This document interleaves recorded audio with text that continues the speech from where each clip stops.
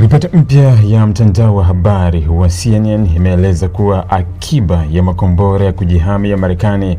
yanayotumiwa na mfumo wa THAAD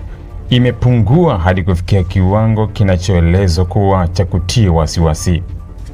Kwa mujibu wa ripoti hiyo, jeshi la Marekani limekwisha tumia karibu 80% ya makombora ya kuzuia mashambulizi ya makombora ya mfumo wa THAAD, huku pia likitumia takribani 50% ya makombora ya mfumo wa ulinzi wa anga wa Patriot, hali inayozua hofu kuhusu uwezo wa nchi hiyo wa kukabiliana na mashambulizi makubwa endapo yatatokea kwa wakati mmoja katika maeneo mbalimbali duniani. Kwa mujibu wa CNN, upungufu huo wa makombora ya kujihami umetokana na matumizi makubwa yaliyofanywa katika kipindi cha miezi ya hivi karibuni, hasa wakati wa mivutano na operesheni za kijeshi katika Mashariki ya Kati.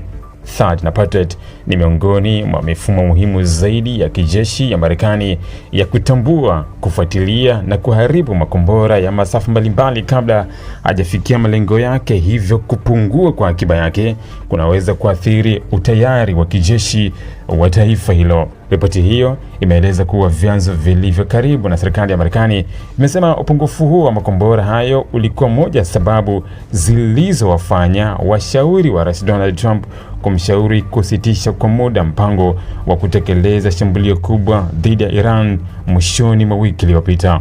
Kwa mujibu wa vyanzo hivyo, washauri walionya kuwa kuanzisha operesheni nyingine kubwa kungeongeza matumizi ya mifumo ya ulinzi na kuendelea kupunguza akiba iliyosalia, jambo ambalo lingeweza kuiweka Marekani katika mazingira magumu ikiwa kungezuka mgogoro mwingine wa kijeshi.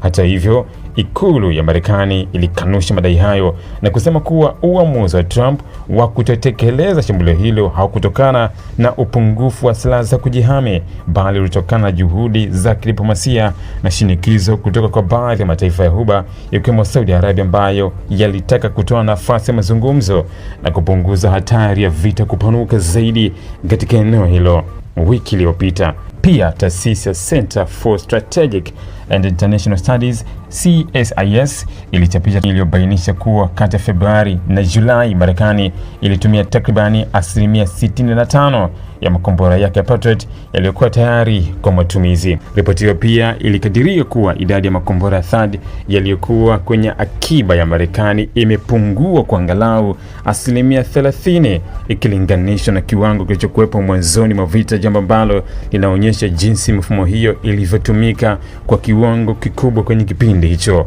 Wataalamu wa masuala ya ulinzi wanaeleza kuwa mifumo ya THAAD na Patriot ni sehemu muhimu ya mkakati wa Marekani wa kujilinda dhidi ya makombora ya masafa mafupi na ya kati na baadhi ya makombora ya masafa marefu. Mifumo hiyo hutegemewa pia kulinda vituo vya kijeshi vya Marekani, washirika wake, pamoja na miundombinu muhimu katika maeneo yenye migogoro. Kupungua kwa akiba ya makombora hayo kunamaanisha kuwa Marekani inaweza kulazimika kuongeza kasi ya uzalishaji wa makombora mapya, kuwekeza fedha nyingi zaidi katika sekta ya ulinzi na kupanga upya namna ya kuyatumia katika operesheni zijazo. Wachambuzi wanaonya kuwa ikiwa migogoro ya kimataifa itaendelea kuongezeka kwa wakati mmoja katika Mashariki ya Kati, Ulaya, Asia, mahitaji ya mifumo ya THAAD na Patriot yanaweza kuzidi uwezo wa uzalishaji, hali ambayo inaweza kuathiri utayari wa kijeshi wa Marekani na washirika wake kwenye kukabiliana na vitisho vya makombora. Ili kuwa mwanafamilia bora wa Global TV, usisahau kusubscribe, like, kushare na kucomment. Baada ya kusubscribe, bonyeza alama ya kengele ili kupata taarifa kwa kila video inayopanda Global TV Online.